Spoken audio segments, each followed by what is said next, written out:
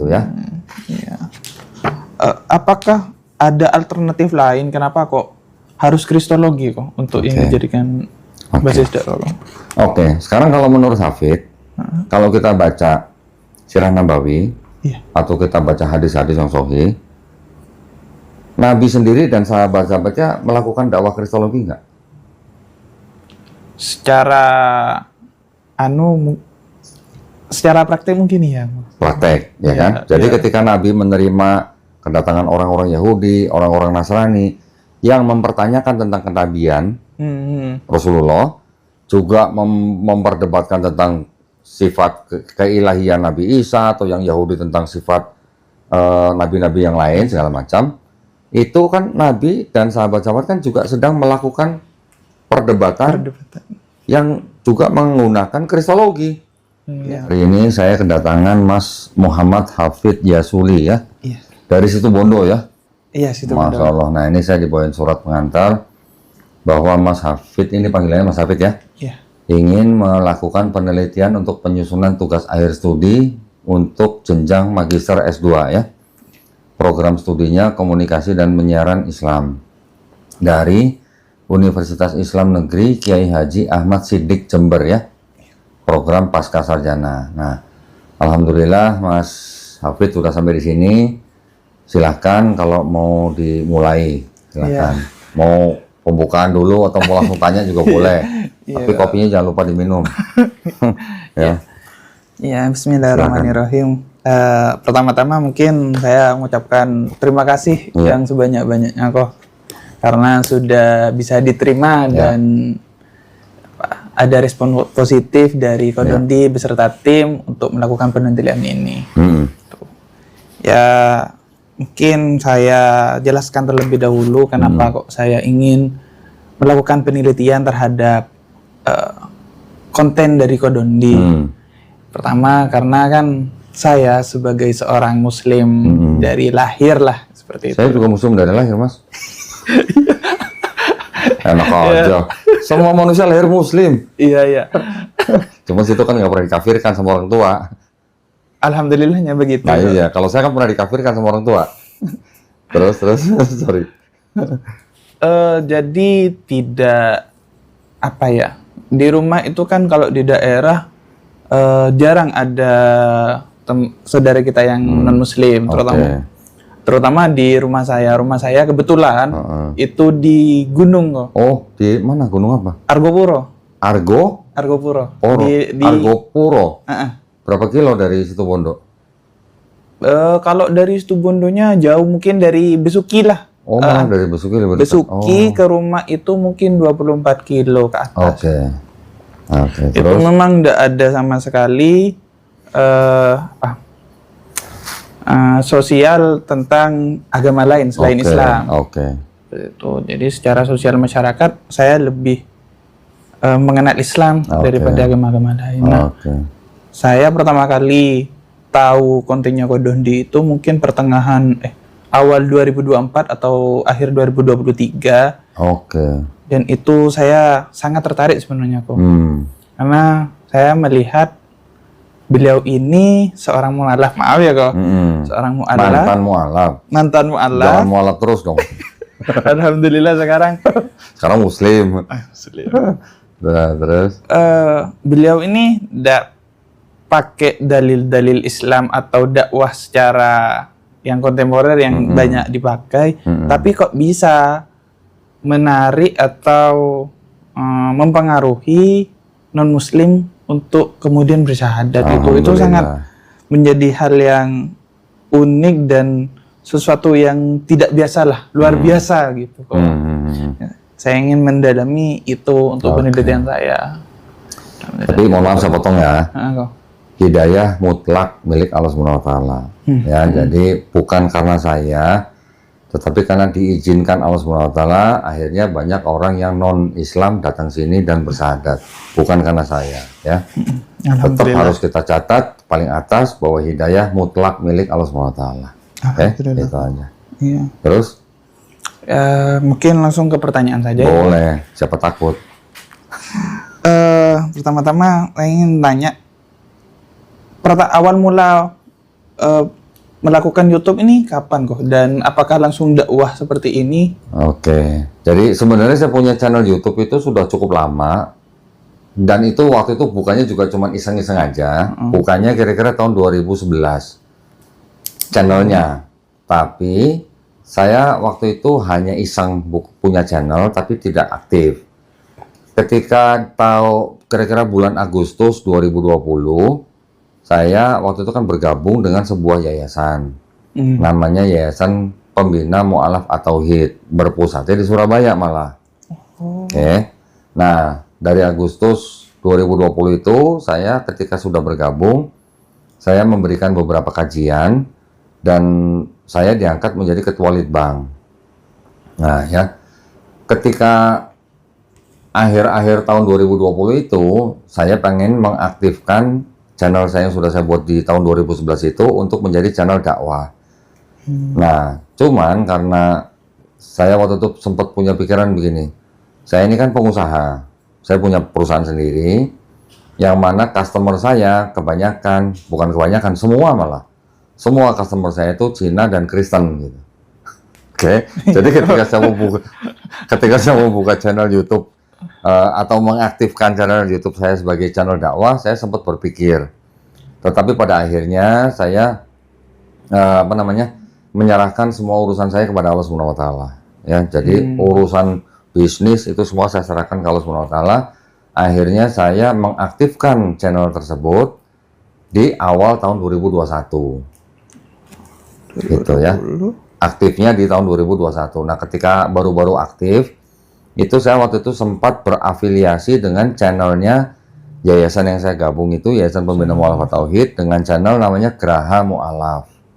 Nah, kita berafiliasi, jadi kadang saya ngisi kajian, kemudian tapi ditayangkan di kedua channel tersebut, gitu. Kira-kira gitu. Apakah memang ketika Kodondi itu berniat untuk melakukan dakwah itu apa langsung memilih YouTube atau ada pertimbangan dari media sosial yang lain? Saya waktu itu nggak kepikiran yang lain, saya cuma langsung mikirnya di YouTube gitu. Karena memang sebelumnya sudah pernah buat lagi itu mungkin. Iya, karena saya pikir juga ya waktu itu yang populer setahu saya untuk video kan YouTube ya. Di waktu ya, itu. Mungkin ada yang lain, cuman tidak sepopuler YouTube gitu.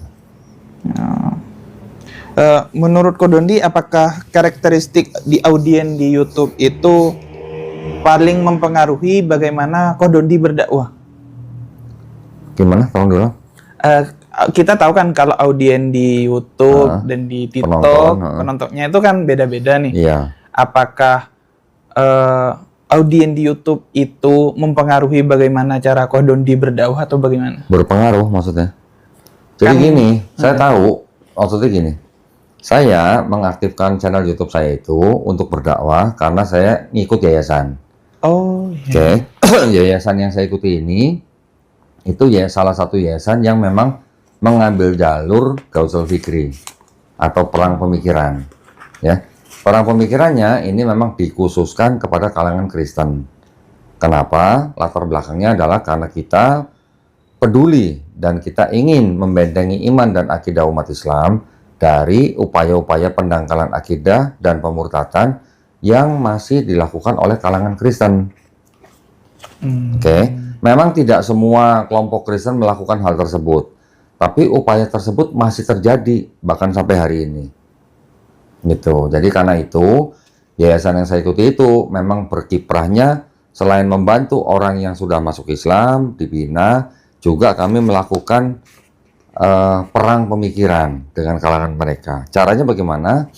Caranya itu salah satunya dengan membuat kajian tentang ilmu kristologi, dan juga kita melakukan dialog atau debat dengan pemuka agama Kristen.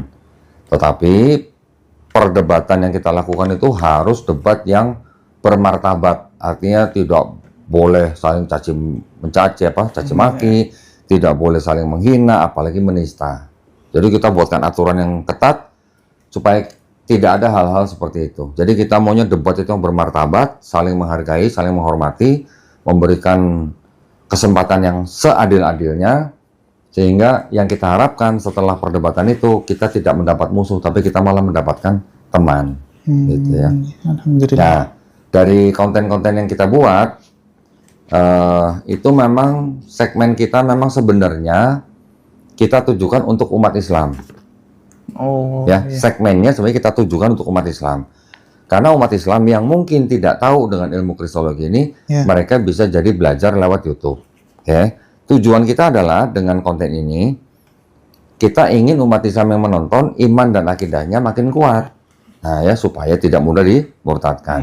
Tetapi kalau ada audiens dari kalangan non-Islam, entah itu dari kalangan Kristen atau yang lain, terus kemudian mereka menonton video kita, terus kemudian mereka masuk Islam, buat kami itu bonus gitu. Alhamdulillah lagi gitu. Ya, buat kita tuh bonus gitu ya. Nah, dari kegiatan debat yang kita lakukan, kan itu direkam dan disiarkan secara langsung di media sosial YouTube, ya kan? Dari video-video yang kita siarkan di YouTube itu, kita berharap dari video-video itu orang yang menonton juga bukan dari kalangan Islam aja, tapi juga kalangan yang di luar Islam. Nah, kalangan di luar Islam yang misalnya Kristen, yang mereka nonton video debat kita, terus kemudian mereka mau mengambil keputusan untuk masuk Islam, ya kita layani. Nah, makanya setelah tahun 2024, ini kita banyak sekali menerima permintaan konsultasi, Mas. Oke. Permintaan konsultasi ini tidak hanya dari kalangan Kristen, tapi juga dari kalangan Islam. Loh, kalau yang Islam ngapain? Yang kalangan Islam datang ke sini itu kebanyakan mereka membawa suami istri atau anak-anaknya atau kerabatnya yang mau murtad atau bahkan yang sudah murtad, gitu ya. Jadi kalau yang kalangan Kristen datang ke sini, mereka memang ingin berdiskusi tentang agama mereka dan Islam.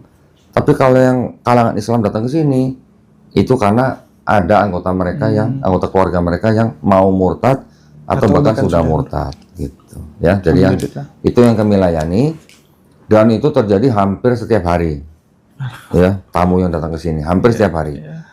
Dan semua yang datang kita wajibkan kita rekam, ya, kita rekam, tapi bukan berarti harus ditayangkan di media sosial.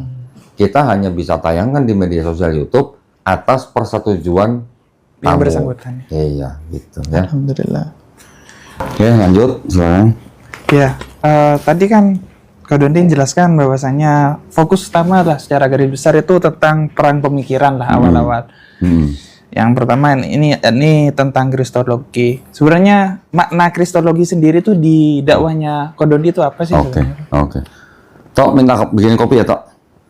Kristologi itu adalah salah satu cabang ilmu yang mempelajari tentang posisi Nabi Isa alaihissalam di dalam agama Kristen. Itu definisi kristologi, ya. Jadi kita mempelajari kristologi itu adalah kita mempelajari tentang konsep ketuhanan di dalam Kristen, konsep keselamatan di dalam Kristen, dan juga tentang kitabnya mereka. Nah, kitabnya ini bisa dari sejarahnya, dari otentisitasnya, ya, dari kritik teksnya dan sebagainya. Jadi konsep-konsep dan kitab yang kita pelajari itu kita juga sudah berbekal dengan ilmu Islam, ya. Ilmu Islam, ilmu yang mempelajari tentang seluk-beluk Islam itu kan disebut Islamologi, ya kan.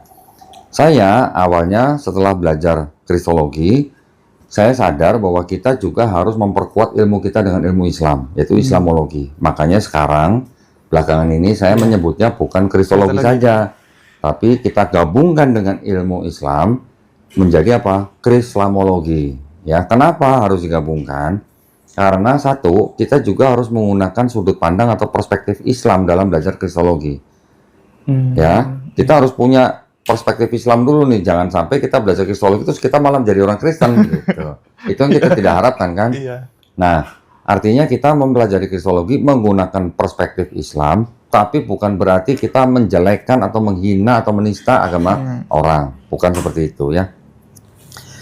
Yang kedua, dengan kita menggunakan atau menggabungkan kristologi dan Islamologi itu, kita juga bisa membentengi dan membela, istilahnya dalam tanda kutip, membela atau menjawab tuduhan-tuduhan atau fitnah-fitnah atau syubhat-syubhat terhadap Islam. Ya, karena Islam juga banyak difitnah, betul kan? Iya. Dan banyak juga dari kalangan misionaris Kristen itu yang mempelajari Quran, menafsirkan ayat Quran menurut pandangan mereka atau menurut kacamata mereka, kemudian mereka menggunakan ayat-ayat itu untuk memurtadkan orang Islam. Jadi ada juga orang Islam murtad karena ayat Quran yang disalahartikan oleh para misionaris. Itu juga banyak. Nah, itulah makanya saya memandang sangat penting untuk kita menggabungkan antara Kristologi dan Islamologi. Gitu ya. Iya. Apakah ada alternatif lain kenapa kok harus Kristologi kok untuk ini dijadikan basis dakwah? Oke, sekarang kalau menurut Hafid, kalau kita baca Sirah Nabawi, atau kita baca hadis-hadis yang sahih, Nabi sendiri dan sahabat-sahabatnya melakukan dakwah Kristologi nggak? Secara praktek mungkin ya. Praktek, ya kan? Jadi ketika Nabi menerima kedatangan orang-orang Yahudi, orang-orang Nasrani yang mempertanyakan tentang kenabian, Rasulullah juga memperdebatkan tentang sifat keilahian Nabi Isa, atau yang Yahudi tentang sifat nabi-nabi yang lain segala macam.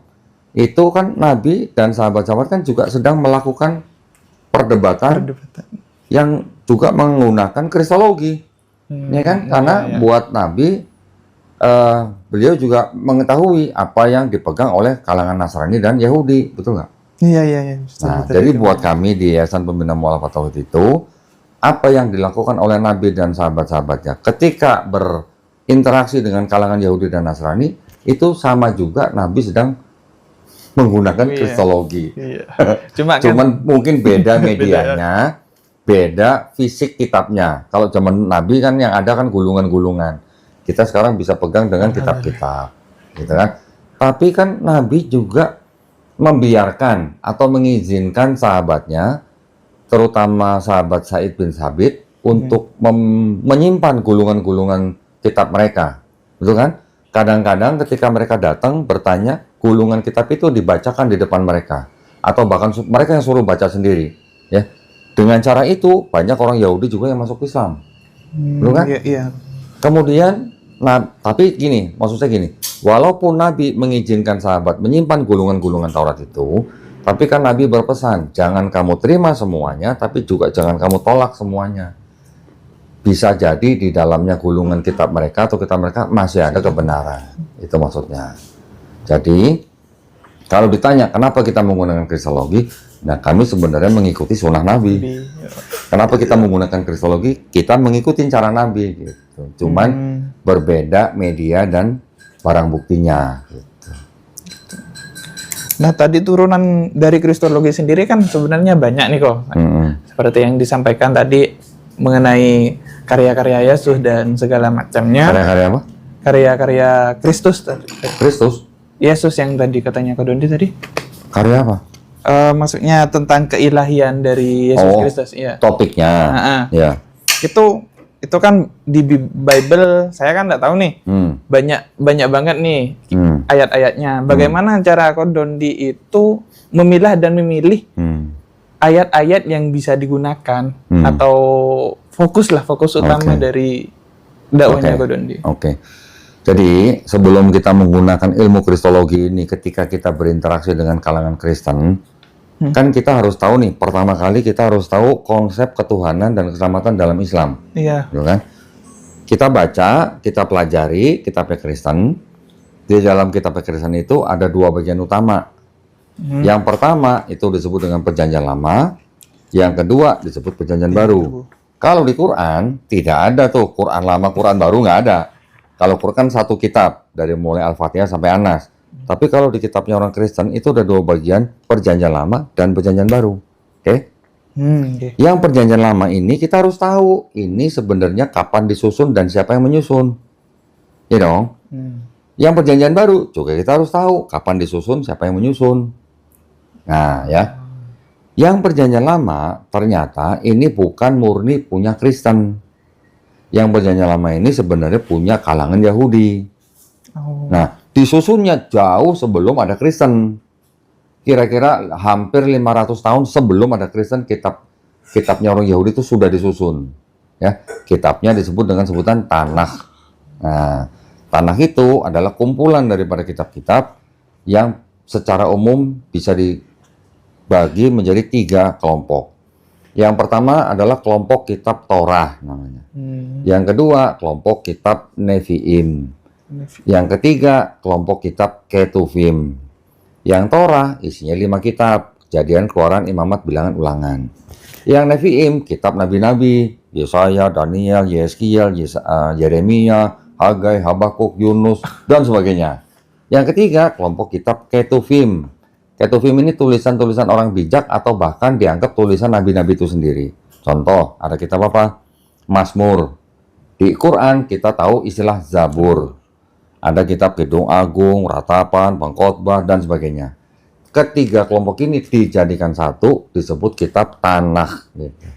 Jadi Tanakh itu singkatan Torah, Nevi'im, Ketuvim. Ya, saya punya kitabnya. Nah, ketika kita tahu bahwa kitabnya orang Kristen berasal dari Tanakh, tapi tidak langsung dari Tanakh langsung menjadi kitab mereka, enggak. Melalui sebuah kitab terjemahan. Karena yang kitab Tanakh ini ditulis dalam bahasa Ibrani kira-kira tahun 450 sebelum Masehi. Di pertengahan, kira-kira di awal abad ketiga sebelum Masehi, di kota Alexandria, Mesir, diperintahkanlah oleh seorang raja namanya Raja Ptolemy II, Philadelphus, memerintahkan kepada rabi-rabi Yahudi yang ada di Yerusalem dibawa ke Mesir untuk menerjemahkan kitab Tanakh tadi. Kenapa? Karena Raja Ptolemy ini punya perpustakaan di Alexandria. Perpustakaannya dia dianggap perpustakaan sebagai pusat ilmu pengetahuan dunia. Nah, dia pengen punya kitab orang Yahudi dalam bahasa Yunani. Ditranslate lah kayak gitu. Diterjemahkan, ya. Jadi dari Tanakh diterjemahkan ke Septuaginta. Saya kalau ngomong enakan pakai alat peraga ya. Begini. Saya ambilin dulu. Iya, nah, kalau ada peraga, ada alat peraga enak ngomongnya.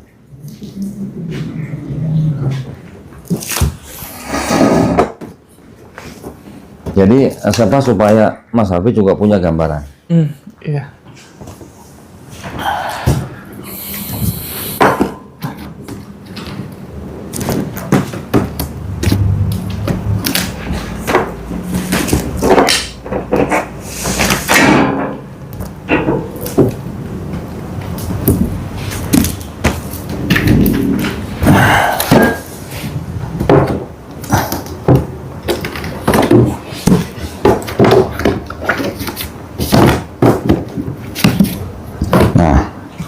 Ini yang disebut dengan kitab Tanakh yang tadi saya bilang. Ya. Iya.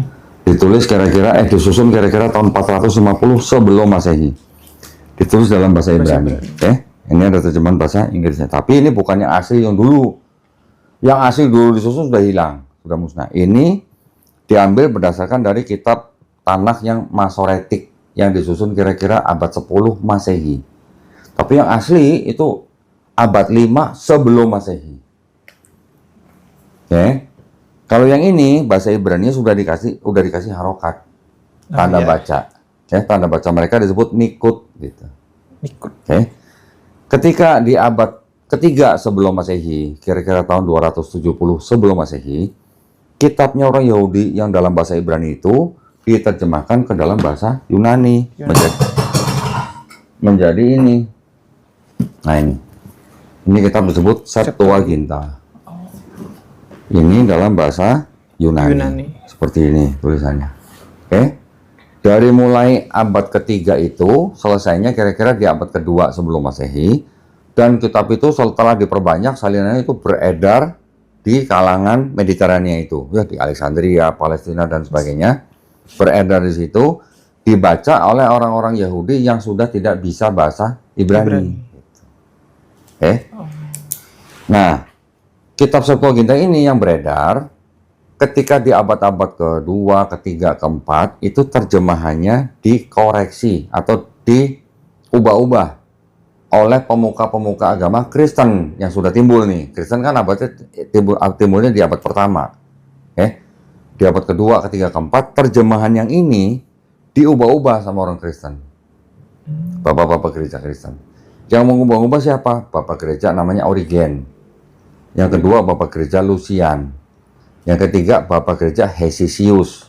Nah, Itu namanya resensi ya. Di resensi itu ada dikritik terjemahnya. Resensinya Hesesius ini yang terakhir yang dipakai oleh kalangan Kristen, diterjemahkan ke dalam bahasa Latin menjadi Bible, namanya Vulgata. Vulgata disusun oleh Bapak Gereja namanya Jerome, Santo Jerome gitu. Ya. Setelah dari bahasa Latin baru menjadi Perjanjian Lamanya orang Kristen. Perjanjian barunya orang Kristen disebut Perjanjian Baru nih, isinya 27 kitab dari Matius sampai Wahyu. Ini disusun kira-kira pertengahan abad pertama sampai abad kedua Masehi. Oke. Jadi yang Septuaginta sudah beredar, ini baru disusun dari pertengahan abad pertama sampai abad kedua. Di akhir abad 4 Masehi, kira-kira tahun 397 Masehi, yang Septuaginta yang sudah menjadi bahasa Latin, Yunani, digabungkan dengan Perjanjian Barunya Kristen yang sudah disusun, ini dijadikan satu. Inilah kitabnya orang Kristen yang pertama kali di abad 4 tahun 397 Masehi. Itu adalah pemilihan final kitab-kitabnya Kristen yang disebut dengan kodifikasi. 397 Masehi di kota Kartago, Afrika Utara. Sebelumnya tahun 381 atau 384 saya lupa, itu juga dilakukan kodifikasi kanonisasi yang kedua di kota Roma. Ya, Romawi. Yang pertama itu ada di kota Laodicea tahun 364. Ya, 364 kota Laodicea, 381 kota Roma, 397 di kota Kartago, Afrika Utara, barulah menjadi kitab orang Kristen setelah digabungkan Septuaginta ini dan Perjanjian Baru. Yang Septuaginta disebut Perjanjian Lama, gitu ya, yang berasal dari kitab tanah ini, tapi sudah terjemahan, gitu. Ya, sampai sini cukup jelas ya. Tadi pertanyaannya apa tadi? Bagaimana Ko Dondi itu memilih ayat-ayat dalam? Nah, ketika kita sudah tahu ada kitab yang terjemahan yang sudah diubah-ubah dan kitab yang punya Kristen sendiri, kita sebagai umat Islam, kita sudah paham Quran, bagaimana konsep ketuhanan kita, bagaimana konsep keselamatan kita di Islam. Ternyata di dalam kitabnya orang Yahudi yang ini, walaupun sudah diterjemahkan, ini ada kesamaan antara konsep ketuhanan dan keselamatan dengan Islam. Di yang Perjanjian Lama? Di Lama. yang Perjanjian Lama. Yang di Perjanjian Baru, kita juga bisa bagi lagi. Perjanjian Baru itu kan isinya 4 kitab yang menceritakan tentang kehidupan Yesus, kemudian sisanya kitab-kitab yang ditulis oleh Paulus dan rasul-rasul yang lain. Yang di 4 kitab yang menceritakan Yesus, ternyata kalau kita baca, ajarannya yang dianggap ajaran Yesus dalam kitabnya orang Kristen ini juga sama dengan ajaran ketuhanan dan keselamatan di dalam Perjanjian Lama. Ya.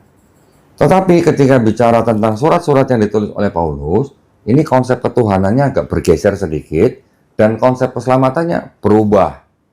Tidak sama dengan ajaran Yesus. Yang surat-surat Paulus itu berarti kan surat-surat tulisan yang dianggap Paulus. Gitu, ya kan? Tapi ternyata menurut sarjana-sarjana Kristen sendiri yang sekarang, yang modern, mereka bisa mengatakan dari 13 surat-surat Paulus yang ada di Perjanjian Baru, ternyata yang menurut mereka yang benar-benar ditulis oleh Paulus hanya 7. Oh, totalnya 13. Nah, yang 6 ditulis siapa? Oleh Paulin. Siapa Paulin? Bukan perempuan, tapi orang-orang yang mengikuti pemikiran Paulus. Jadi ketika kitabnya Kristen sudah menjadi satu seperti ini, di sini ada indeks warna hitam, di sini ada indeks warna merah. Yang warna hitam ini adalah Perjanjian Lama yang berasal dari ini, yang Perjanjian Baru adalah yang berasal dari khusus Perjanjian Baru. Konsep ketuhanan di Perjanjian Lama dan konsep ketuhanan dan keselamatan yang diajarkan Yesus ini masih ada kesamaan. Tapi ketika bicara tentang surat-surat Paulus, konsep ketuhanan dan konsep keselamatannya sudah berubah. Nah, saya menggunakan ayat-ayat yang di Perjanjian Lama dan ajaran Yesus yang sama dengan Islam untuk saya pakai membuktikan kepada kalangan Kristen bahwa Yesus dan nabi-nabi sebelumnya ini sebenarnya Muslim. Muslim dalam arti apa? Muslim itu orang yang berserah diri kepada kehendak penciptanya. Tetapi ketika bicara tentang ayat-ayat yang surat-surat Paulus, saya buktikan perbedaannya. Antara Yesus dan Paulus ada perbedaan. Konsep ketuhanan dan konsep keselamatan. Ya, itulah makanya saya menggunakan ayat-ayat yang dari Perjanjian Lama dan 4 Gospel dan surat Paulus ini harus kita bandingkan. Ini Perjanjian Lama begini, ini Yesus begini, ini Paulus begini. Belum lagi nanti saya bisa bandingkan lagi dengan gereja. Maksudnya gereja kok? Ini Paulus ini kan dianggap menurut tradisi mereka ini kan meninggal tahun 65 Masehi. Kepalanya dipenggal oleh Kaisar Nero. Setelah itu pemikiran dia dan surat-surat dia ini kan diteruskan oleh orang-orang yang mengikuti pemikiran dia. Sampai akhirnya mereka menjadi kelompok Kristen yang boleh dikatakan cukup kuat dan sampai digandeng oleh Kaisar Romawi. Ya, di abad kedua, ketiga itu sudah mulai digandeng oleh Kaisar Romawi menjadi kelompok Kristen yang berkuasa. Kelompok-kelompok Kristen yang lainnya kecil-kecil, contoh misalnya kayak Gnostik, Arianisme, Ebionite, Nazarin. Ini kelompok-kelompok Kristen yang kecil akhirnya kalah saing sama yang ini. Yang sudah digait sama Romawi. Ini kebanyakan mereka punah, tinggal satu yang Arianisme. Ini yang akhirnya dipertandingkan gitu loh. Ya. Untuk menentukan konsep ketuhanan dalam Kristen itu. Yaitu tentang apa? Tentang Yesus. Itulah yang terjadi di Konsili Nisea tahun 325. Disponsori oleh Kaisar Konstantin, kelompok yang mengikuti pemikiran Paulus dan kelompok Arianisme dijadikan satu dalam muktamar. Akhirnya diambil voting. Iya kata. Ambil voting, mereka menetapkan Yesus punya hakikat yang sama dengan Bapa. Berarti Yesus punya sifat ilahi. Nah, itu. Barulah di situ Yesus dianggap Tuhan. Tapi belum Trinitas. Baru Duinitas. Karena baru Yesus sama Bapa. Roh Kudusnya belum ditetapkan. Roh Kudusnya nanti di tahun 381 di Konstantinopel. Gitu. Sampai sini dulu ya. Iya. Nanti bisa disambung. Terus? Masih berusaha mencerna dulu, pelan-pelan ya. Iya. Jadi secara garis besar mungkin berarti ya kok. Dalam perkembangannya ajaran Kristen lah ya gitu. Itu banyak terjadi perubahan seiring zaman tergantung kondisi sosial berarti ya. Kondisi sosial dan politik. Politik sangat berpengaruh dalam Kristen. Karena itu tadi yang saya bilang kelompok pengikut Paulus digandeng oleh kekaisaran. Kaisar Romawi ini sangat punya kepentingan dengan mereka. Mereka digandeng sehingga menjadi semacam kayak orang-orang yang mengatur orang-orang bangsa Romawi. Karena kayak gini, tahun 313 sebelum adanya Konsili Nisea yang 325 itu, Kaisar Konstantin sudah mengeluarkan dekret namanya Edict of Milan, mengizinkan Kristen dianut di Romawi. Tapi belum jadi agama negara ya. Bukan jadi... belum, hanya boleh dianut lah. Gitu. Tahun 380, kalau nggak salah, oleh Kaisar Theodorus, kekristenan dijadikan agama negara. Ya, dengan dikeluarkannya Edict of Thessalonica oleh Kaisar Theodorus. Jadi Kristen 380 menjadi agama resminya Romawi. Jadi agama utama lah gitu. Agama negara. Agama negara. Menggantikan apa? Menggantikan kepercayaan orang Romawi yang sebelumnya menyembah dewa Mitra. Nah, gitu. Oke. Selanjutnya. Saya takutnya nanti saya udah keburu jawab pertanyaan-pertanyaan sesudahnya melantar. Gak apa-apa ya? Iya, biar berkembang lah kalau. Iya. Kemudian, nih mungkin kita bergeser ke topik utama nih, yakni rubrik konsultasi dan dakwah, konsultasi dan syahadat dari channelnya Kak Dondi. Dalam proses dialognya itu sejauh mana Kak Dondi yang sebelumnya pernah menjadi non-muslim, pernah jadi mu'alaf itu memengaruhi kepercayaan komunikan. Maksudnya komunikan narasumber yang hadir lah kayak gitu. Nah, Jadi ketika saya menerima tamu, saya juga harus tahu dia tuh dari kalangan Kristen tapi kelompok yang mana. Oh, banyak. Banyak, karena saya juga harus hati-hati. Saya tidak bisa berbicara satu hal kepada semua kelompok Kristen. Karena kelompok Kristen secara utama itu dibagi menjadi 3 kelompok. Yang pertama kelompok Trinitarian, yang percaya Trinitas, Bapa Tuhan, Yesus Tuhan, Roh Kudus Tuhan, tapi bukan 3 Tuhan, tapi 1 Tuhan.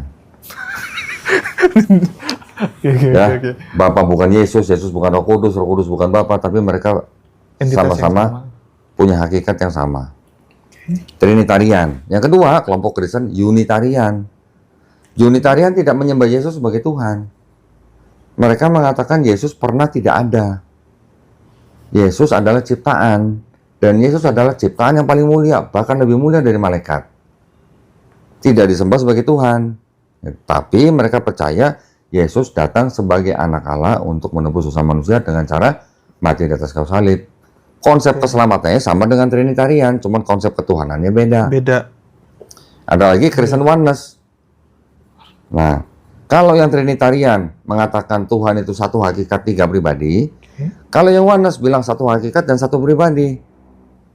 Jadi Bapa itu Yesus, Yesus itu Bapa. Bukan 3 pribadi, tapi 1 pribadi. Nah, ini kan 3 kelompok Kristen yang berbeda. Saya nggak bisa ngomong hal yang sama kepada mereka. Harus hati-hati. Untuk Trinitarian ya saya harus ngomong sesuatu yang istilahnya dengan hubungannya dengan Trinitas. Tapi kalau yang Oneness, nanti saya salah ngomong bisa diketawain sama dia. Atau kalau yang Unitarian, saya ngomong sesuatu bisa mereka bilang, oh enggak, kami nggak nyembah Yesus kok, gitu. Jadi kita harus tahu. Jadi saya mengidentifikasi dulu mereka dari kalangan Kristen apa. Bahkan saya harus pengen tahu mereka gereja apa, gitu. Ya, kalau gerejanya saya sudah tahu, saya jadi tahu gerejanya mereka tuh mengikuti aliran yang mana. Kalau Katolik jelas, ya Katolik. Tapi di bawahnya bukan di bawahnya, ada selain Katolik ada Protestan. Ada Ortodok. Ortodok Katolik ini sebenarnya banyak kemiripannya, perbedaannya hanya masalah manajemen gereja dan masalah akidah yang tidak terlalu besar bedanya. Dengan Protestan, yang Katolik dan Protestan juga sama-sama percaya Trinitas. Tapi di bawahnya Protestan ini begitu banyak denominasi yang lain. Ya, di bawahnya Protestan ada Lutheran, ada Anglikan, ada Calvinis, ada Metodis, ada Baptis, ada macam-macam, sampai ada yang Advent dan segala macam. Dan ini ribuan bahkan puluhan ribu nih yang di bawah Protestan. Jadi ketika saya tanya, kamu Kristen apa? Ortodok, Katolik, Protestan. Protestannya gereja apa? Gereja ini. Nah, saya harus cari tahu dia di mana nih. Di Lutheran kah, di Calvinis kah, di Anglikan kah, atau di mana? Di bagian mana? Kalau dia bilang Advent, oh, saya tahu dia nggak makan babi. Kalau Advent. Tapi kalau dia bilang GBI, saya tahu GBI itu adalah karismatik. Nah, karismatik ya itu, sudahlah, punya gaya sendiri lah. Jadi ketika saya tahu mereka dari kalangan apa, baru saya bisa menggunakan ayat-ayat itu untuk supaya tepat sasaran. Jangan asal lempar ayat gitu. Jadi diidentifikasi dulu ya gitu. Ya, karena ketiga kelompok Kristen itu mereka sama-sama membaca ayat yang sama tapi penafsirannya berbeda. Oh. Jadi secara kitab dari ketiga kelompok ini bisa jadi sama kitabnya. Nah, ini bisa jadi sama, tapi di bawahnya Trinitarian tadi saya bilang, yang saya bilang ada Ortodok, ada Katolik, ada Protestan. Ini kitabnya malah beda-beda. Tapi antara yang Trinitarian, Unitarian, sama Oneness, ini mereka bisa pakai kitab yang sama. Di bawah Trinitarian ada ini. Yang ini punya Protestan. 66 surat. Ini punya Katolik. Ya, 73 surat. Protestan, Katolik.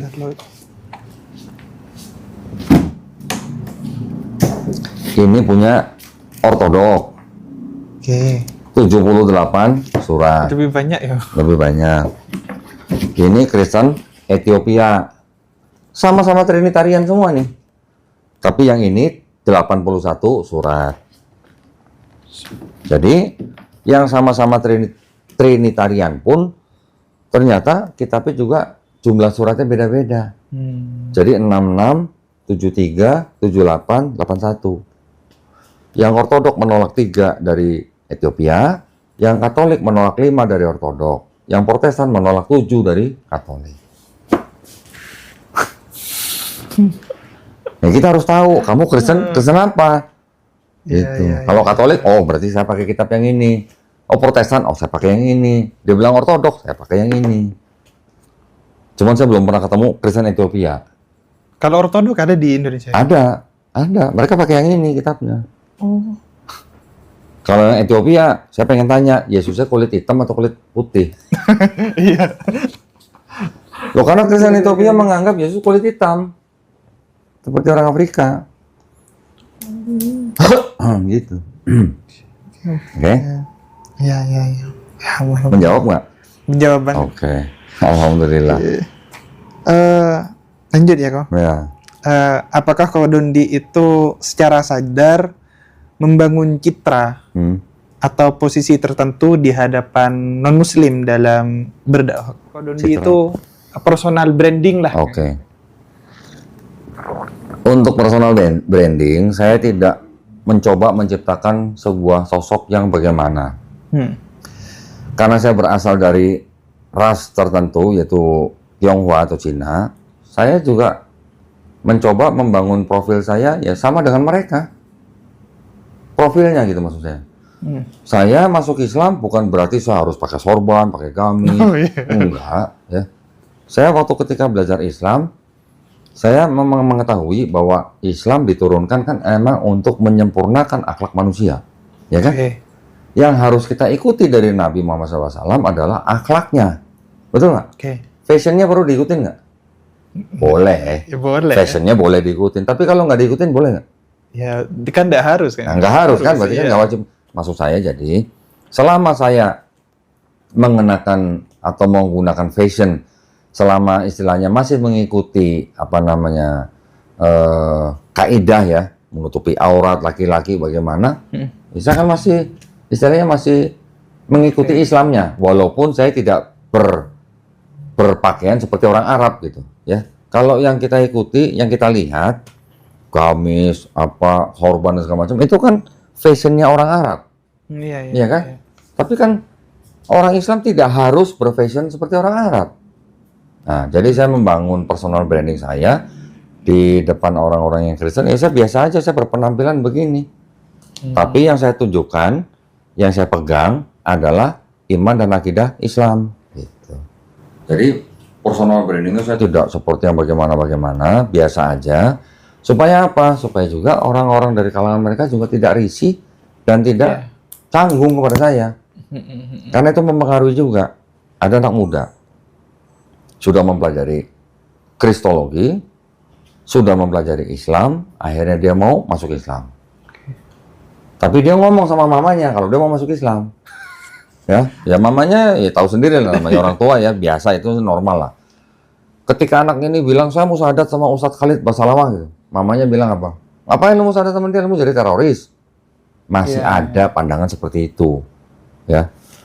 Ketika mau sama Ustadz yang lain yang jenggotnya panjang, mamanya marah-marah. Ketika itu anak muda ini punya teman Muslim, teman Muslim yang ngasih video ke anak muda ini. Nih, lu bisa syahadat sama ini nih. Ini orang Cina nih. Orang Cina berbahaya nih katanya. Siapa? Donditan gitu.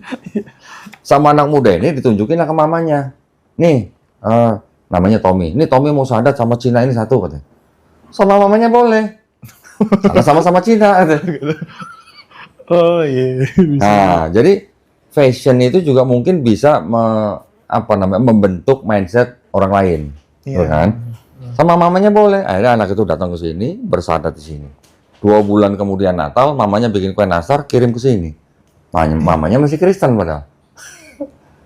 Ya, jadi artinya saya membangun personal branding itu apa adanya. Saya sebelum Muslim pun begini, sekarang saya jadi Muslim juga begini. Yang penting saya menutupi aurat saya.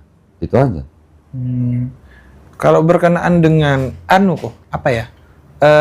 meningkatkan atau membuat orang lain itu percaya akan kredibilitas Kodondi lah, kayak gitu, gimana? Kalau tidak secara fisik atau penampilan? Kalau kredibilitas berarti kan harus ada sesuatu yang bisa dibuktikan ya. Iya. Nah, saya secara ekonomi alhamdulillah mapan. Saya tidak bergantung kepada siapa-siapa. Kemudian saya menjalankan tugas saya di yayasan ini juga dengan free aja gitu, nggak ada beban atau apa segala macam. Beban saya cuma satu, saya disuruh berdebat dengan pendeta minimal 2 kali dalam setahun. Oh, itu dari yayasan? Dari yayasan. Dan 2022, 23, 24 saya alhamdulillah berhasil. 2025 saya gagal. Kok bisa kok? Gagalnya karena saya nggak bisa mendatangkan panitia pendeta untuk berdebat. Nggak ada yang mau berdebat. Nggak ada yang mau berdebat sama saya. Ada satu pendeta dari Kupang kemarin sudah mau debat, sudah ditentukan tanggalnya. Ketika saya suruh tanda tangan perjanjian debat, mundur. Nggak jadi? Nggak jadi. Alasannya karena nggak boleh sama gerejanya. Jadi 2025 saya gagal gitu aja. Gagal dalam hal berdebat dengan pendeta. Tapi selama 2025 ini saya malah banyak menerima tamu yang konsultasi baik dari kalangan Kristen maupun Islam. Dan dalam 1 tahun total kurang lebih ada 650 orang yang masuk Islam. Di 2025 saya? 2025 dan kira-kira 2024 tapi bagian akhir lah, akhir 2024 lah.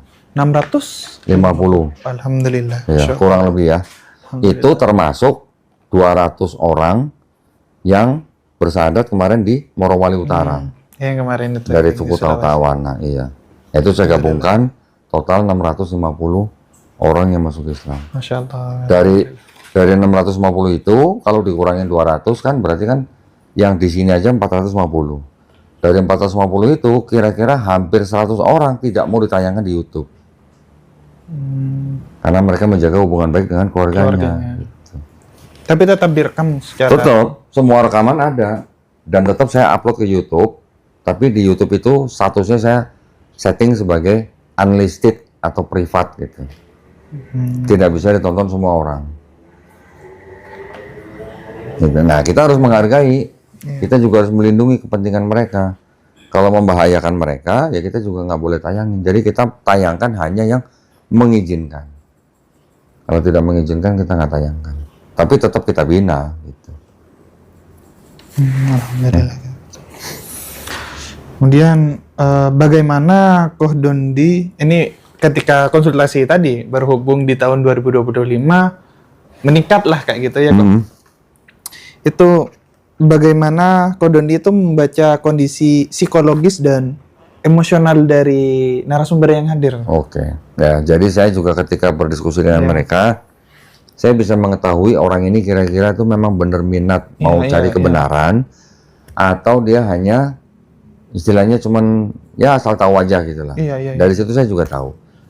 Alhamdulillah ya mungkin karena udah sering ketemu orang-orang seperti itu, dan saya juga melakukan pendahuluan atau mencari informasi tentang mereka di depan mereka dengan mereka sendiri. Jadi saya tahu kira-kira kondisi bagaimana, dan saya tahu kira-kira kalau mereka melanjutkan itu punya resiko apa dan sebagainya.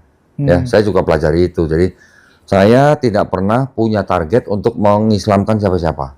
Saya tidak ada. Yayasan juga tidak pasang target. Kita tidak boleh memasang target seperti itu. Karena kita tahu hidayah mutlak milik Allah SWT ya. Jadi ketika mereka datang ke saya berusaha senetral mungkin. Ya, saya berusaha senetral mungkin.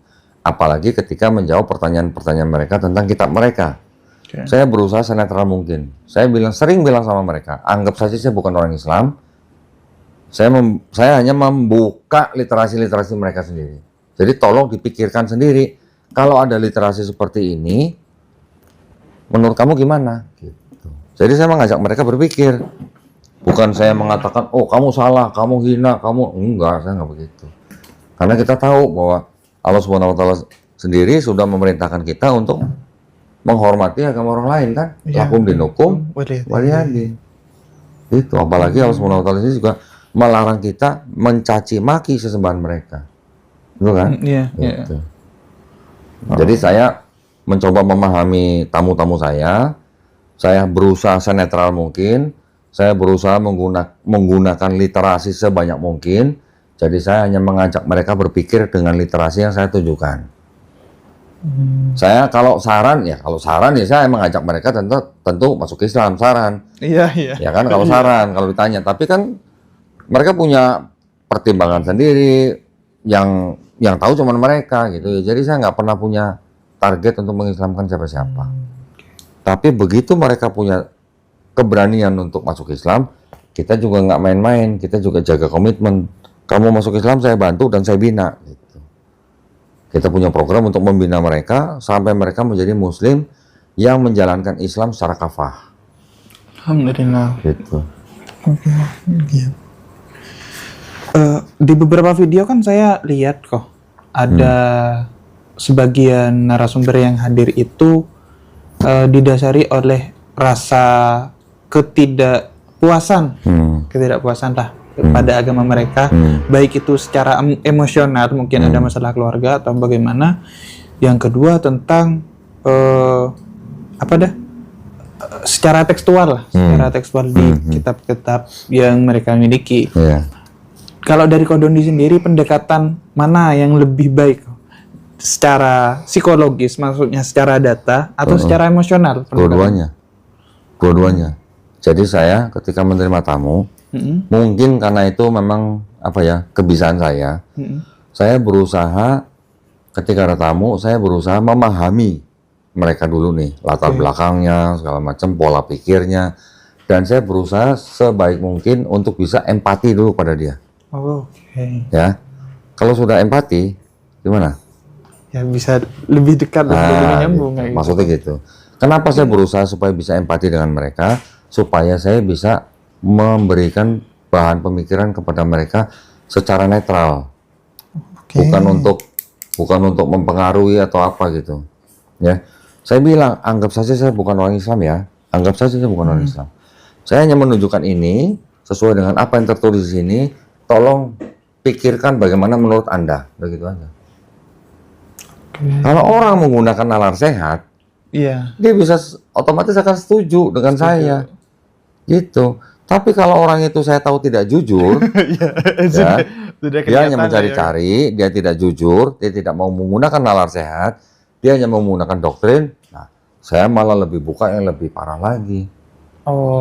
Gitu. Seperti yang katanya Doni tadi ya. Karena saya udah siap semua dengan literasi saya. Kalau nggak jujur, saya bukain yang lebih parah. Gitu. Jadi saya ada tingkatannya gitu, Mas. Tingkatan literasi gitu. Yang mana yang pertama saya buka, yang mana yang kedua, yang mana yang ketiga, yang mana yang pamungkas gitu. Benar. Yang mana yang pamungkas saya tahu. Jadi ketika saya buka di depan mereka, kalau nggak jujur, ini maksudnya apa? Ada anak muda Kristen datang ke sini, anak seorang pendeta, bicara sama saya 2 jam, pulang, 2 minggu lagi datang lagi. Ketika saya buka kan satu kitab, yang ini nih, begitu dia baca ini, ada catatan kaki itu, dia bilang sama saya, kok ini pamungkas? Katanya. Raja terakhir. Kalau yang Ko Doni dikasih lihat ini itu semua masih bisa dibantah lah. Artinya bukan tulisan lembaga. Tapi kalau ini kan yang nulis lembaga. Ini kan dari kitabnya mereka sendiri, lembaga gitu loh. Ketika di sini ada catatan kaki yang mengatakan sekian ayat tidak asli, saya cuma nanya, menurut kamu, kalau ini tulisannya kitab suci, tapi ada ayat tidak asli, bisa nggak disebut kitab suci? Ya silakan pakai nalar sehat aja dah. Gitu. Apa sih suci itu? Gitu. Ya saya cuma mengajak mereka berpikir. Mereka mau menerima monggo, nggak terima juga monggo, silakan. Saya cuma punya bukti ini. Gitu. Kalau kamu punya bantahan, kamu punya bukti apa? Gitu. Itu yang saya tanya. Jadi saya tidak mau asumsi. Karena di yayasan kita sudah ditegaskan untuk berperang pemikiran itu tidak boleh asumsi. Karena setiap kali kita berdiskusi, berdialog, berdebat, tidak hanya kita bawa nama pribadi, di belakang kita ada nama yayasan, di belakangnya lagi ada nama Islam. Betul nggak? Iya. Kalau kita asumsi salah, gimana? Digoreng kita. Gitu. Jadi semuanya harus berdasarkan literasi. Seperti yang katakan Ko Doni barusan ya kok, itu ada step-stepnya lah. Gitu. Bagaimana Ko Doni itu nyusun biar alurnya itu anu lah kok? Ya itu tadi, dari awal kita cari tahu dulu latar belakang mereka, terus pola pikir mereka. apa yang menjadi keresahan mereka dan sebagainya. Kalau mereka resahnya resah karena konsep ketuhanan misalnya, ya akan saya omongin ya konsep ketuhanan dulu. Ya, contoh misalnya, apa namanya, mereka sudah nggak yakin atau mungkin ragu dengan ketuhanan Yesus. Saya kasih ayat-ayat yang berhubungan dengan kenabian Yesus. Saya kasih contoh misalnya dalam kitab mereka sendiri, orang-orang yang dianggap hidup sejaman dengan Yesus nyebut Yesus inilah Nabi Yesus. Ada ayatnya? Tidak dikatakan Tuhan. Tidak, ada ayatnya. Matius 21:11. Mereka menyebut inilah Nabi Yesus dari Nazaret. Saya tanya, kenapa kalian orang Kristen zaman sekarang yang tidak hidup bersama Yesus menyebutnya inilah Tuhan Yesus? Kan beda. Simpel kan? Iya. Zaman dulu kamu punya kitab nih, di kitab kamu tertulis orang-orang yang hidup bersama Yesus nyebut Yesusnya inilah Nabi Yesus. Kenapa kamu sekarang nyebut Yesus sebagai Tuhan Yesus? Lagi pula ada ayatnya lagi di sini. Yesus ditanya sama orang-orang di sekitarnya dan dia menjawab apa? Pada saat itu Yesus ditolak di Nazaret. Terus Yesus bertanya, seorang nabi dihormati di mana-mana kecuali di rumah sendiri. Berarti Yesus lagi ngomongin siapa? Dirinya sendiri. Sebagai apa? Nabi. Sebagai nabi. Berarti Yesus mengaku sebagai nabi. Karena dia ditolak di kampungnya sendiri. Dan dia bilang, seorang nabi dihormati di mana-mana kecuali di kampungnya sendiri. Berarti kan dia secara implisit mengaku sebagai nabi. Dan orang lain yang hidup bersama Yesus ditulis di sini inilah Nabi Yesus. Kenapa kamu sekarang menyebut inilah Tuhan Yesus? Yang benar yang mana gitu tadi segitu. Itu tentang ketuhanan atau kenabiannya. Nanti ketika mereka gelisah tentang konsep keselamatannya, saya tanya, kamu merasa akan selamat dengan bagaimana caranya? Ya, kita harus percaya bahwa Yesus sudah mati di atas kayu salib untuk menembus dosa kita. Nah, katanya lagi, itu ajaran Yesus atau ajaran Paulus? Oh iya, ajaran Paulus. Iya. Ajaran Yesus yang mana? Ajaran Yesus yang di Matius 18 ayat 3, kalau kamu tidak bertobat, kamu nggak masuk surga. Saya tunjukin ayatnya. Baca sendiri kamu. Tapi ketika di surat-surat Paulus, kalau mulutmu mengaku Yesus sebagai Tuhan dan percaya dalam hatimu bahwa Dia telah dibangkitkan dari antara orang mati, maka kamu diselamatkan. Kata Paulus, Roma 10:9. Saya tanya, sama apa beda itu ajaran Yesus sama Paulus? Silakan pikir sendiri. Kalau kamu bilang sama ya monggo. Tapi kalau kamu pakai nalar sehat kan pasti beda ini. Iya. Jadi ketika ada orang Kristen yang datang, setelah saya tahu latar belakang mereka, pertanyaan pertama saya adalah apa? Sekarang kamu merasa menjadi pengikut Yesus atau pengikut Paulus? Itu pertanyaan pertama saya. Biasanya mereka kan dengan spontan bilang saya pengikut Yesus gitu. Biasanya. Tapi setelah kita buka ayat,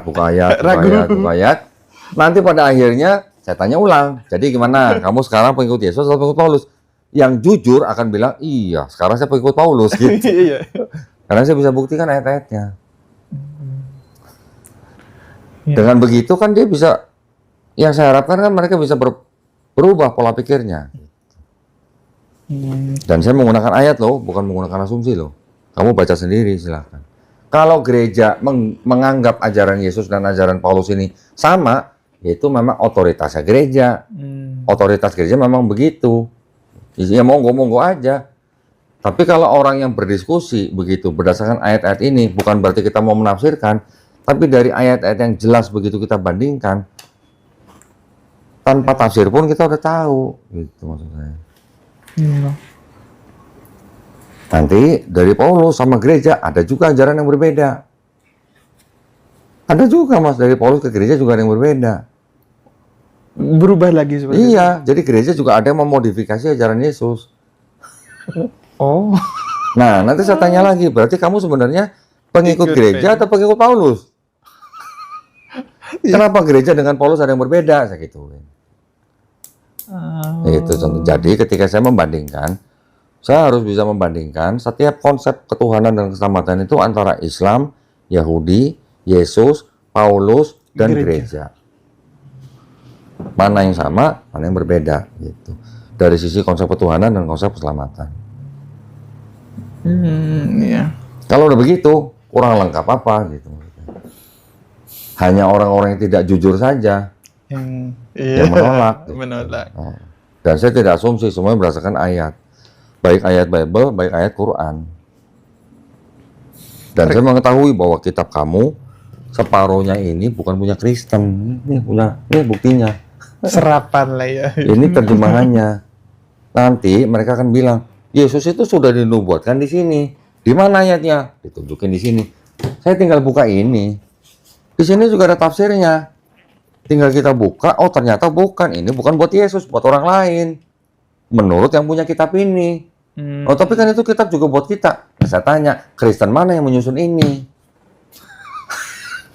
Kristen baru ada abad pertama, ini abad kelima sebelum ada Kristen. Nah kalau gitu yang punya otoritas untuk menafsirkan ini siapa? Kristen atau Yahudi? Yahudi yang nyusun. Kalau perjanjian baru, yang ini merah tadi nih, yang nyusun orang Kristen di pertengahan abad pertama sampai abad kedua, yang menafsirkan orang Kristen, memang mereka yang punya otoritas. Monggo, silakan. Orang Kristen harus menafsirkan. Orang Yahudi dan orang Islam pun tidak boleh menafsirkan ini. Ya. Tapi siapa yang berhak menafsirkan ini? Yang punya kitab ini Yahudi. Tapi yang terjadi adalah orang Kristen menafsirkan ini dari sini, dari terjemahan yang sudah diubah terjemahannya. Itu yang terjadi. Nah sekarang kalau orang Yahudi zaman sekarang yang pegang ini, yang pegang ini, terus dikasih kitab ini kamu baca mau nggak? Mereka akan buang ke tempat sampah. Kalau orang Yahudi dikasih yang Septuaginta. Karena tidak terjemahannya sudah tidak sesuai dengan ini. Terjemahannya. Berarti nggak dianggap juga sama Yahudi berarti? Sama Yahudi yang sekarang dibuang tempat sampah, nggak mau terima, karena terjemahannya ini dan terjemahannya ini berbeda, maknanya udah beda. Saya sering ya ketika ada orang Kristen, saya lebih senang ketika saya bicara dengan orang Kristen yang terpelajar. Terpelajar dalam arti apa? Mereka tahu kitabnya, mereka pintar bahasa Inggris, ya, ataupun pintar bahasa Ibrani. Saya malah lebih senang, walaupun saya tidak mahir bahasa Ibrani, tapi saya lebih senang. Kenapa? Karena saya tahu permasalahan apa yang ada di sini. Jadi ketika saya bukakan ini, saya bukakan juga kitab mereka. Kalau perlu yang bahasa Inggris, saya suruh mereka bandingkan. Tolong bandingkan, sama atau beda beberapa ayat yang di sini. Saya cuma minta pendapat kamu yang pintar bahasa Inggris, tolong bandingkan bedanya apa. Jujur nggak mereka melihat perbedaan itu? Gitu. Ketika berbeda, jangan bilang sama loh, saya bilang gitu. Saya bukan ahli bahasa Inggris, tapi saya tahu bedanya.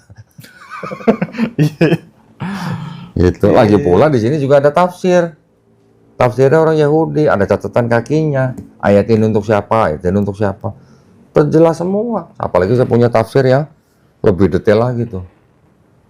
Kalau tafsir ini tafsir dari satu ulama. Kalau itu tafsir dari banyak ulama. Ulama Yahudi maksudnya. Nah sekarang kalau sudah begini, berarti kan mereka bagaimana menolaknya? Iya, tidak bisa. Itu maksudnya. Tapi kan ada kok orang yang kasarnya masih kekeh lah sama. Monggo, silakan monggo. Saya bilang, kamu mau menjadi pengikut Paulus, ya monggo, itu hak kamu. Nggak ada yang larang. Cuman kan saya buktikan, jangan bilang pengikut Yesus. Karena ada ayat-ayat begini. Gitu loh maksudnya. Kamu mau ngaku sebagai pengikut Paulus, ya monggo. Itu dilindungi undang-undang. Gitu. Cuman jangan bilang pengikut Yesus ya, saya bilang gitu. Yang pengikut Yesus itu malah kita orang Islam. Kenapa saya bisa ngomong gitu? Di sini ayat-ayatnya ada.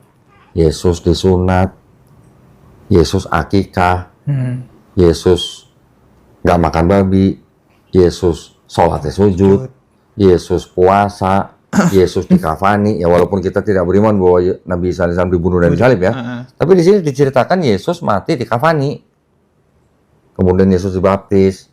Kita dibaptis nggak? Mandi besar itu. Mandi besar. Mandi junub kita sama dengan baptisnya Yesus. Iya. Jadi umat beragama mana yang ngikutin Yesus yang tertulis di sini? Malah kita kan umat Islam kan. Gitu. Jadi kalau ada orang Kristen bilang saya pengikut Yesus, apa yang kamu ikuti? Makan babi nggak? Makan. Iya. Saya tanya lagi, kamu akikah nggak? Saya bilang gitu. Apa tuh akikah? Kan ada ayatnya di sini. Yesus ketika masih kecil, orang tuanya mempersembahkan sepasang hewan.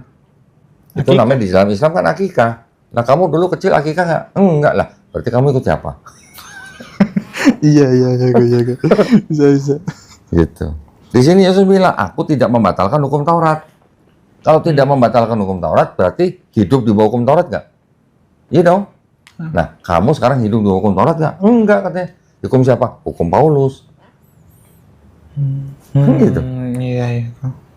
Kalau kita Islam kan di Quran kita sudah memuat juga Taurat, memuat Zabur, memuat Injil juga. Semuanya sudah dirangkum dalam satu Quran. Kalau Taurat, Zabur, Injil diperuntukkan hanya untuk Bani Israel, saya tanya, di kitab ini Yesus juga ngaku, aku diutus hanya untuk domba-domba yang hilang dari bangsa Israel. Kamu bangsa Israel bukan? Bukan. Lah kenapa kamu ngikut Yesus? Kalau Yesus diutus untuk bangsa Israel aja. Nanti ada, kalau yang dia tahu kitabnya, dia bilang, oh itu apa ya, ada nih perintah untuk pergilah, jadikanlah semua bangsa muridku. Nah, baru saya tunjukin referensi yang lain. Itu ayat palsu. Nih yang ngomong ini, bukan saya. Gitu. Ayat untuk menyebarkan itu palsu ayat gitu. Palsu. Matius 28:19. Karena itu pergilah, jadikanlah semua bangsa muridku, baptislah mereka dalam nama Bapa dan Putra dan Roh Kudus. Saya tunjukkan dari tafsirnya ulama mereka sendiri. Saya tunjukkan dari dokumen mereka sendiri bahwa ayat itu ayat sisipan di Romawi abad kedua. Ya tidak ada orang Islam yang ngomong begitu, yang ngomong malah orang Kristen sendiri. Saya bisa tunjukkan. Nah kalau begitu gimana? Ya sudah, silakan jujur aja. Iya. Gitu. Kalau orang yang jujur lah, bahasanya Kak Dondi, itu biasanya untuk memutuskan bersyahadat itu apa langsung seketika itu apa masih? Ada yang seketika, ada yang menunggu waktu. Jadi ada orang datang sini setelah diskusi, saya belum bisa syahadat hari ini, kalau saya mau pulang dulu. Monggo silakan pulang. Besoknya datang lagi syahadat ada. Ada yang 2 minggu, ada yang sebulan, macam-macam. Ada yang datang sekali syahadat banyak, tapi yang datang 2 kali, 3 kali, bahkan 5 kali pun ada baru syahadat. 5 kali bolak-balik ke sini kok? Ada, cuman nggak tayang di YouTube karena dia. Paham maksud saya? Iya, paham. Kalau Kak Dondi sendiri menanggapi saudara-saudara kita yang tidak langsung bersyahadat itu gimana sih, Kak? Nggak apa-apa, mau silakan. Apa ada harapan sendiri? Saya cuma bilang begini, semoga kamu diberi petunjuk. Itu aja. Ya kan? Iya. Karena yang berhak memberikan petunjuk kan Allah SWT, bukan kita. Iya. Saya cuma berdoa supaya kamu diberi petunjuk. Itu aja. Kan sudah dijelaskan tadi sama Kak Dondi sebenarnya tujuan utama dari dakwah Kak Dondi ini bukan konversi agama nih ya Kak? Bukan. Hanya ilmu perbandingan. Perbandingannya berdasarkan literasi yang istilahnya, gini, saya kasih tahu ya. Ada yang namanya metode yang disebut dengan argumentum ad hominem ex concessis. Pernah dengar? Belum kok. S2 harusnya tahu loh. Keterbatasan itu artinya, bahasa Latin artinya apa? Menggunakan dokumen mereka sendiri untuk membantah argumen mereka sendiri. Argumentum ad hominem ex concessis. Kalau dalam Islam itu apa ya istilahnya? Ada yang pernah bilang sama saya, istilah itu disebut dengan muko ba'doh. Iya. Ya. Jadi menggunakan dokumen mereka untuk meruntuhkan argumen mereka sendiri. Gitu.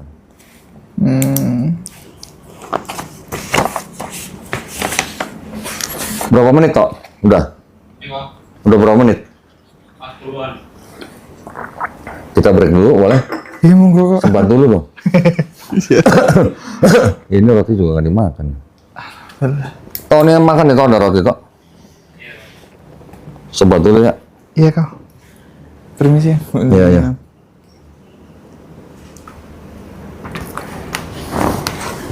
Soalnya kalau merokok direkam itu kadang-kadang diprotes sama emak-emak. Iya. Emak-emak yang paling banyak protes. Ini kan di luaran nih. Kalau dari nama aslinya kok Dondi siapa sih kok? Dondi Eko Putro Susanto. Oh, yang seperti di IG itu. Soalnya saya yang cari di portal berita beberapa itu cuma Donditan Susanto seperti itu. Oh, jadi kalau mau sesuai akte kelahiran lagi, Dondi Eko Putro Susanto Tan Sin Ho. Panjang banget. Sesuai di akte. Oke. Permisi ya, agak pahit sebenarnya. Agak pahit sudah pengen ngerokok. Oh,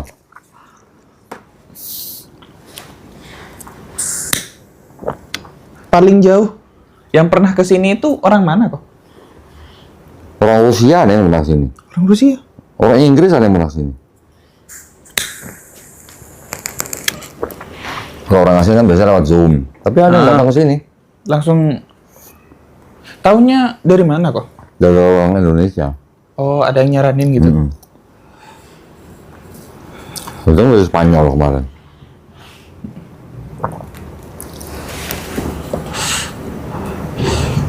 Iya, kayak kan ngomong-ngomong sama satpam di depan itu, bilang ada bule katanya sudah tua, cuma mau syahadat di kesini gitu. Iya, ada.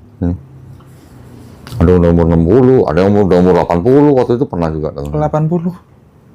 Orang Belanda. Masya Allah. Kenal baik sama keluarganya Soeharto.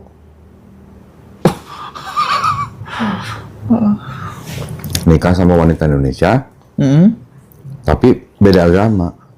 Oh, yang perempuan? Islam. Dia masih Kristen.